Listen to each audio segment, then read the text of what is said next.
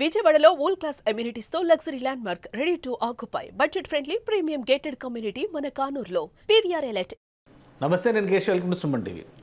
దేశం కాని దేశంలో చదువు కోసమో పట్టుకూటి కోసమో వెళ్ళిన మన పిల్లలు పిట్టల్లా రాలిపోతున్నారు. దీనికి అక్కడ కారణాలు ఏవైనా అయి ఉండొచ్చు, కానీ అమెరికాలో వరుసగా జరుగుతున్నటువంటి ఘటనలు మాత్రం స్థానికంగా ఉన్నటువంటి తెలుగు కుటుంబాలని కలవరపరుస్తున్నాయి. అసలు అక్కడ ఏం జరుగుతుంది, వరుసగా ఎందుకు ఈ మరణ మృదంగం మోగుతున్నటువంటి పరిస్థితి ఉంది, దీన్ని విశ్లేషించేటువంటి ప్రయత్నం చేద్దాం. యుఎస్ నుంచి మనతో లైవ్లో జాయిన్ అయ్యారు యుఎస్ లా రీసెర్చర్ సాయి శ్రీనివాస్ భూమిరెడ్డి గారు. సాయి శ్రీనివాస్ గారు, నమస్తే. నమస్తే సార్. వరుసగా ఒక 2-3 ఇన్సిడెంట్స్ ఈ మధ్య కాలంలో చూస్తే విచక్షణ లేకుండా గన్ ఫైరింగ్ అని, అనూహ్యంగా స్టూడెంట్స్ పైన అటాక్స్ జరగడం, ఇవన్నీ ఒక కలవరపరుస్తున్నాయి. ఈ మధ్యనే ఎల్బీ నగర్కి చెందిన స్టూడెంట్, తెలుగు కుర్రాడు, తెలంగాణ కుర్రాడు ప్రాణాలు కోల్పోయినటువంటి పరిస్థితి. డెంటల్ సైన్స్ చదువుకొని కూడా అక్కడ ఇంకా ఏదో ఉన్నత చదువుల ఆశతో వెళ్ళి చివరికి శవమై తిరిగి వస్తున్నటువంటి పరిస్థితి. ఏంటి అసలు? ఒకవైపు ఈ సుంకాలు, ఇంకో వేధింపులు, ఒక విధంగా చూస్తే ఏంటంటే రావద్దు అని నో ఎంట్రీ బోర్డు పెడుతున్నటువంటి పరిస్థితి కనిపిస్తుంది. అక్కడ ఉన్న వాళ్ళ భద్రత విషయంలో కూడా ప్రశ్నలు లేవనెత్తుతున్నటువంటి పరిస్థితి.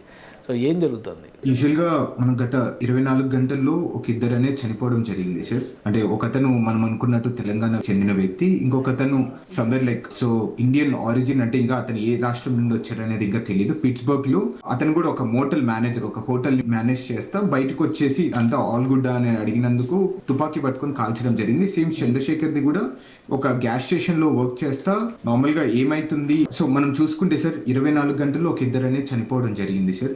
అంటే ఆ రెండిట్లో జరిగిన ఇన్సిడెంట్, కామన్ ఇన్సిడెంట్స్ మాత్రం గన్ వైలెన్స్ అనేది మనం చెప్పుకోవచ్చు. ఒకతను మనం అనుకున్న చంద్రశేఖర్ అనే అతను తెలంగాణకు చెందిన వ్యక్తి, సేమ్ గ్యాస్ స్టేషన్ లో వర్క్ చేస్తా ఎవరో ఒక గాంతుడు వచ్చేసి కాల్ చంపేయడం జరిగింది. సేమ్ ఇంకొకటి కూడా పిట్స్బర్గ్ లో కూడా ఇలాంటిది ఇంకొక సేమ్ అలాంటిది సంఘటన గత ఒక 2-3 గంటల తర్వాత మనకు బయటకి ఇన్ఫర్మేషన్ తెలియడం జరిగింది సార్. అంటే సేమ్ అలాంటి ఇన్సిడెంట్, జస్ట్ బయటకు వచ్చేసి ఆల్ రైట్ అని అడిగినందుకు సో గన్తో కాల్చి చంపేయడం జరిగింది అనేది యాజ్ ఆఫ్ నౌ మనకు తెలిసిన ఇన్ఫర్మేషన్ తెలుస్తుంది. దీంట్లో కామన్ పాయింట్స్ మాత్రం గన్ వైలెన్స్ అనేది క్లియర్ గా తెలుస్తుంది సార్. ఏంటంటే గన్ వైలెన్స్ అనేది అంత విచక్షణ రహితంగా ఉపయోగించేటువంటి వెసులుబాటు ఉంటుంది. ఎందుకంటే అమెరికా సురక్షితమైన దేశం అనేటువంటి నమ్మకం ఉంటుంది కదా. ఇంకా ఇప్పుడు ఈ యుగంలో కూడా ఇలాంటి పరిణామాలు జరగడం అనేది చాలా బాధ కలిగించేటువంటి విషయాలు. అసలు అక్కడ చట్టాలు కానీ ఇలాంటి ఘటనలపైన రియాక్షన్స్ కానీ ఎలా ఉన్నాయి? అంటే చట్టాలు మాత్రం చాలా స్ట్రింజెంట్ గానే ఉన్నాయి సార్, కానీ ఇలాంటి ఇన్సిడెన్సెస్ అనేది మనం గెస్ట్ చేయలేని ఇన్సిడెన్సెస్ సార్, అన్ప్రెసిడెంటెడ్ ఇన్సిడెన్సెస్. ఎవరే కానీ ఇలాంటి జరుగుతాయి, ఇక్కడే జరుగుతుంది అని మనం చెప్పగలిసిన ఎక్కడే కానీ మనకు లేదు. అంటే that mainly because of the drugs అనేది అయితే నేనైతే అర్థమవుతుంది సార్. డ్రగ్స్ కానీ ఇక్కడ ఉన్న కొంచెం ఆ మెంటల్ బిహేవియర్ వల్ల కొంతమంది ఇలాంటివి గన్స్ ఆ చేతిలో పెట్టుకొని ఏదైనా ఒక చిన్న టెంపర్ అనేది ఎక్కువ కావడం వల్ల గన్ తీసుకొని కాల్చేయడం జరుగుతుంది. ఇక్కడ మనందరికీ తెలిసిండేది, ఇక్కడ కూడా ఒక రాజ్యాంగంలో ఈ రైట్ టు బేర్ ఆర్మ్స్ అనేది ఇక్కడ కూడా వీళ్ళకి రాజ్యాంగ హక్కుగా ఉండడం వల్ల అందరికీ గన్స్ అనేది ఈజీ అవైలబిలిటీ కానీ ఈజీగా క్యారీ చేయడం జరుగుతుంది. సో అదే one of the main reason sir. One of the main reason ఏంటంటే డ్రగ్స్ అనేది, సెకండ్ ఏంటంటే easy to carry fire arm అనేది ఇన్సిడెన్సెస్కి మనకు క్లియర్గా అర్థమవుతుంది సార్. ఓకే. సో ఓవరాల్గా మనకి ఇప్పుడు చదువుకోవడానికి పిల్లలు రావాలంటేనే భయపడుతున్న పరిస్థితి, ఒక విధమైన ఆందోళన ఉంది. సో ఇలాంటి ఘటనలు జరిగినప్పుడు ఆల్రెడీ అమెరికాలో ఉన్నటువంటి తెలుగు కుటుంబాలు, తెలుగు వాళ్ళ పరిస్థితి ఎలా ఉంది? సో ఇట్లాంటి ఏ ఇన్సిడెంట్ జరిగినా ఫస్ట్ ఆఫ్ ఆల్ మన వాళ్ళు చాలా ఎక్కువ భయపడేస్తున్నాం సార్. ఎందుకంటే ఇది చావు బతుకుల్లో జరిగిన సందర్భం కాబట్టి తప్పకుండా ఎవరికైనా బాధగానే ఉంటది. ఇలాంటి ఇన్సిడెంట్స్ ఎప్పుడు జరగకూడదు అని అయితే అనుకుంటుంటాం సార్. అంటే ఇక్కడ మెయిన్ గా మనం ఆలోచించాల్సింది ఏంటంటే సుమారు 2018 నుండి 2022 వరకు ఆ సుమారు 120 మంది, అంటే 115 నుండి 120 మంది వరకు భారతీయ విద్యార్థులు అమెరికాలో చనిపోవడం జరిగింది. అంటే డిఫరెంట్ రీజన్స్. అంటే ద వైలెంట్ అటాక్స్ అనేది ఒక రీజన్ అయితే, మెంటల్ హెల్త్, సూసైడ్స్ కానీ, ఇక్కడ ఉన్న చిన్న ఇన్సిడెంట్స్, హెల్త్ ఇష్యూస్ కానీ ఇలాంటివన్నీ చనిపోవడం జరుగుతుంది. అంటే దీని ద్వారా అంటే మనం ఏం తెలుసుకోవాలి ఏంటి అనేది ఒక one of the main question మనం అడగాల్సింది ఏంటంటే సార్, ఇన్సిడెంట్ జరిగిన 2-3 రోజుల తర్వాత ఎందుకు బయటికి ఇన్ఫర్మేషన్ వస్తుంది, ఎందుకు ఈ 2-3 రోజులు డిలే అనేది ఉందో అనేది మనం ఎక్కువ దీని గురించి స్టడీ చేయాల్సిన పరిస్థితి ఉంటుంది సార్. అవును. అంటే ఇప్పుడు మనకి ఇక్కడ ఒక ఇన్సిడెంట్ బ్రేకింగ్ అవగానే ఛానల్స్లో, న్యూస్లో వచ్చేస్తూ ఉంటుంది. సో అక్కడ సమాచార ప్రసారానికి రిస్ట్రిక్షన్స్ ఏమైనా ఉన్నాయా? ఎందుకు రావట్లేదు? ఈ లాస్ట్ 6 ఇయర్స్లో మీరు చెప్పినట్టుగా 120 మంది, 130 మంది భారతీయ విద్యార్థులు చనిపోవడం అంటే చాలా ఆందోళన కలిగించేటువంటి విషయం అది. అవును సార్. అంటే ద మెయిన్లీ బికాజ్ ఏమవుతుందంటే నాకు తెలిసిన ఇన్ఫర్మేషన్ మన దగ్గర ఎవరి దగ్గరే కానీ ఇక్కడికి వచ్చిన తర్వాత అంటే పరదేశంకి వచ్చిన తర్వాత కాంటాక్ట్ అనేది కొంచెం తగ్గిపోతూ ఉంటుంది సార్. అంటే మనం ఎవరితో స్ట్రేంజర్స్తో బతుకుతూ ఉంటాం. వీళ్ళకు మనకి ఏదైనా జరిగితే ఎవరికి ఇన్ఫార్మ్ చేయాలి, మన పేరెంట్స్కి ఎలా ఇన్ఫార్మ్ చేయాలి, వీళ్ళ దగ్గర మొబైల్ నెంబర్స్ ఉండదు. అట్లీస్ట్ ఏ యూనివర్సిటీలో చదివామనేది కూడా చాలా మంది డిస్క్లోజ్ చేయకుండా ఉంటుంటారు సార్.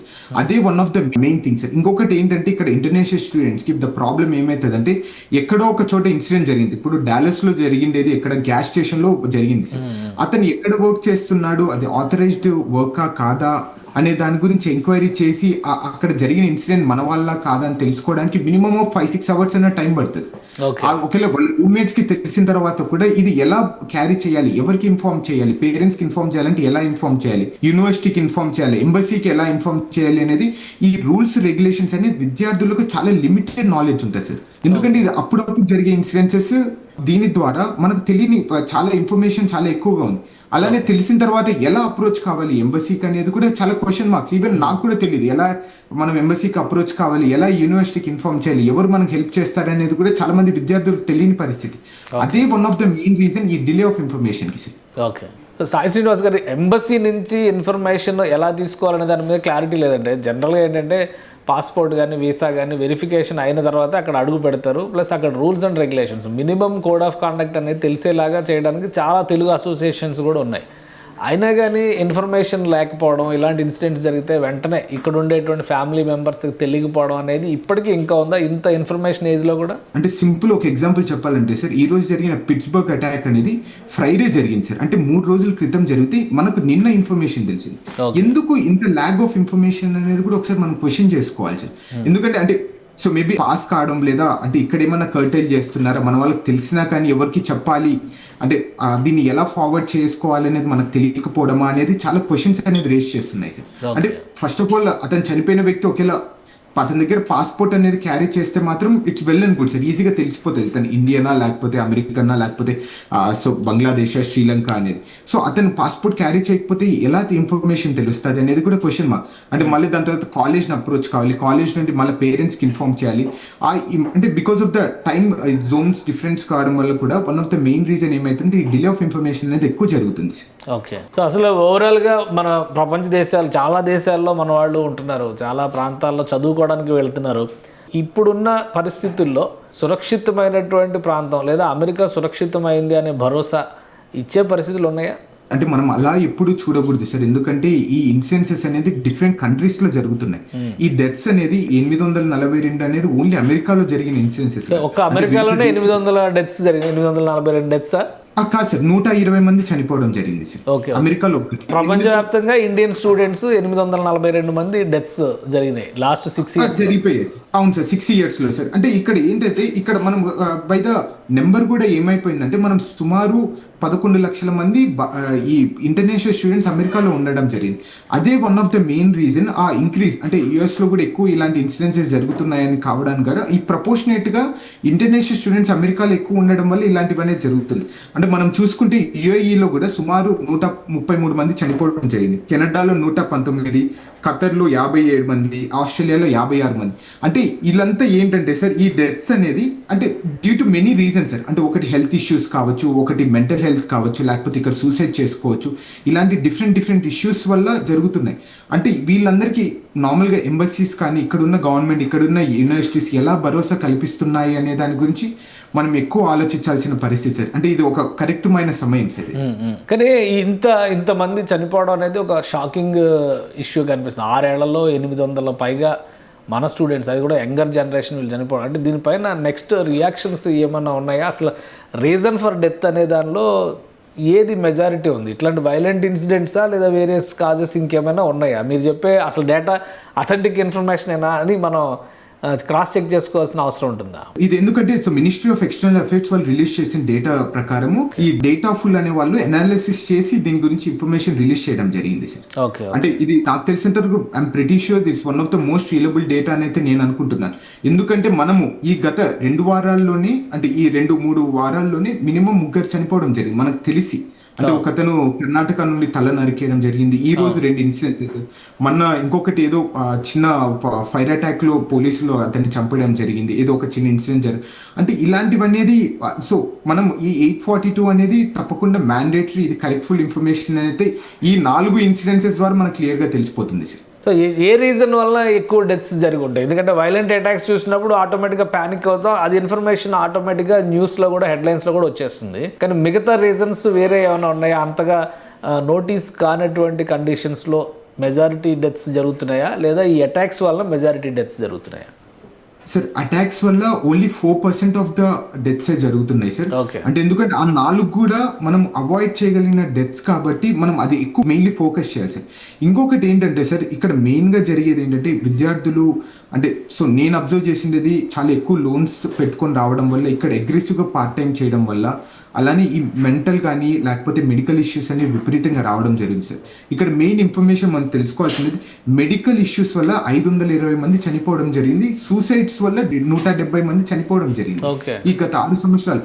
సూసైడ్స్ అనేది ఎందుకు చేసుకుంటున్నారు, ఎందుకు అంత మెంటల్ గా వీళ్ళు స్ట్రెస్ కు అవుతున్నారా, లేకపోతే వేరే రీజన్స్ ఉన్నాయి అనేది కూడా మనం ఒకసారి ఆలోచించాల్సిన పరిస్థితి సార్. అంటే ఇక్కడ అంటే మన ఇండియన్ గవర్నమెంట్ ఏదైనా హెల్ప్ చేస్తుందా, లేకపోతే ఇక్కడ ఉన్న యూనివర్సిటీస్ ఏ విధంగా వాళ్ళకి ఇంటర్నేషనల్ స్టూడెంట్స్కి హెల్ప్ చేస్తుంది అనేది కూడా మనం ఒకసారి ఆలోచించాల్సిన పరిస్థితి ఎక్కువ ఉంటుంది.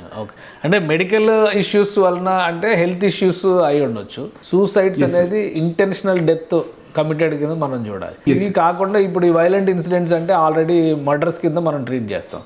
అన్ఎక్స్పెక్టెడ్ ఇన్సిడెంట్స్, కొన్ని యాక్సిడెంట్స్ కూడా జరుగుతున్నాయి, దానికి సంబంధించిన వార్తలు కూడా వస్తున్నాయి.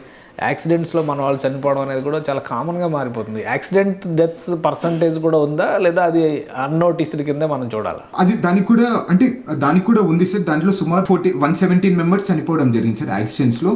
అంటే due to the different reasons, accident జరిగిన స్పాట్ లో చనిపోవడం కానీ, లేకపోతే హాస్పిటల్ తీసుకొని వెళ్ళిపోయిన తర్వాత చనిపోవడం కానీ, లేకపోతే ఆఫ్టర్ ద అంటే ఈ యాక్షన్ వల్ల ఎఫెక్ట్స్ వచ్చిన తర్వాత చనిపోయిన వాళ్ళు చాలా మంది ఎక్కువగా ఉన్నారు సార్. అంటే ఇవన్నీ ఏమైతుందో యాక్సిడెంట్స్ కానీ, వైలెంట్ అటాక్స్ కానీ, సో దీని గురించి మనం ఒకసారి ఆలోచించాల్సిన పరిస్థితి. And mainly my concern is always on the ఈ వైలెంట్ అటాక్స్ అనేది ఎందుకు జరుగుతున్నాయి, అంటే what is the main cause, అలానే సూసైడ్స్ అనేది స్టూడెంట్స్ ఎందుకు ఎక్కువగా చేసుకుంటున్నారు. ఈవెన్ ఇండియాలో కూడా one of the main source of things. నేను లాస్ట్ టైం కూడా ఒక ఆర్టికల్ చదివిన ప్రకారము రైతుల ఆత్మహత్యల కన్నా అధికంగా ఆత్మహత్యలు చేసుకునేది భారతీయ విద్యార్థులే అనేది నేను ఒక ఆర్టికల్లో చదవడం జరిగింది. ఎందుకు జరుగుతున్నాయి, ఇంకా సో యువత ఎందుకు ఇలా చేసుకుంటుంది అనేది కూడా ఒకసారి మనం ఆలోచించాల్సిన పరిస్థితి. గవర్నమెంట్ కూడా ఇది ఒక క్రిటికల్ సబ్జెక్ట్ గా చూసుకొని దీని గురించి స్టడీ చేయాల్సిన అవసరం ఎక్కువగా ఉంది సార్. సో ఇక్కడ సేమ్ ప్రెషర్ ఫీల్ అయ్యి సూసైడ్ చేసుకుంటారు అనుకోవచ్చు. అమెరికా వెళ్తే కూడా వాళ్ళు ఆశించిన లైఫ్ సాధించలేకపోతున్నాం అనేటువంటి ఆవేదనతో ఆల్మోస్ట్ సూసైడ్ డెత్సే 64% కనిపిస్తున్నట్టు ఉంది మీరు చెప్పిన డేటా ప్రకారం చూస్తే. Yes sir.